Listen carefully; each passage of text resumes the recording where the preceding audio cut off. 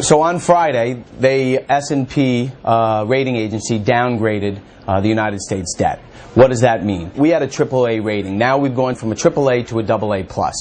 So in retrospect, do you want a AAA? Absolutely. But having a AA+ isn't all that bad. It has created more of a black eye to the United States. It has created uncertainty, and markets do not like uncertainty. So that is what's going on with the markets. You have a lot of people selling because of that.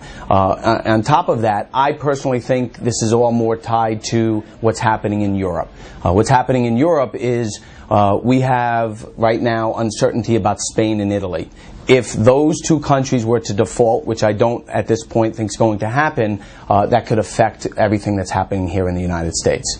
Now, looking at the S&P downgrade, although significant, what I think it does is it basically threw a shot across our bow to Washington, and by doing that it says, hey guys, you have to get your act together, because it cannot be this whole gridlock fighting against each other and no one coming to any kind of resolution, because the resolution that they just came up with was not nearly significant enough to help us for the future. If you are sitting with longer-term diversified money, I really personally wouldn't panic. I wouldn't sell at these levels. Now, if you're sitting in cash, what I've been advising my clients, select dividend quality paying stocks, because number one, they haven't come down nearly as much as the market.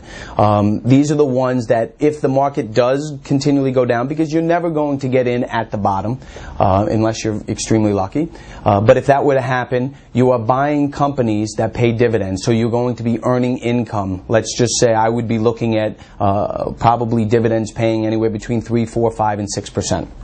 And what that does is, as the market goes down, and if you continually go down, you're going to be making money as you wait. And then when the market does turn around, I believe that these are the ones that are going to come up the quickest, and these are the ones that, for the most part, you plus dividends, plus the capital appreciation, you should do quite well in these markets. Okay, let's talk about gold. Gold being where it is today at all-time highs. Why? A lot of it has to do with it's the safe haven, or the reason it is it's the safe haven, and everything that's happening with Europe and our downgrade, it's all the money is flowing into gold. I do believe that if the markets do settle and the market does get more clarity as to what's going on, gold from these levels could have some kind of pullbacks, but nothing significant. Having gold in your portfolio, there's nothing wrong with it. I don't ever recommend it being more than, let's say, 15 or 20% of your portfolio. But if you do like gold and you want some sort of hedge, gold would be an excellent safe haven, if you will, until things start to settle. However, you are buying these at the all-time highs, so these are things that you need to talk to your advisor about. Maybe pick points. You don't have to put all of it in. Maybe buy some at certain levels as you move down in the market. Do I think we can get our AAA rating back? And I believe that, yes, without a doubt, we can get our AAA rating back.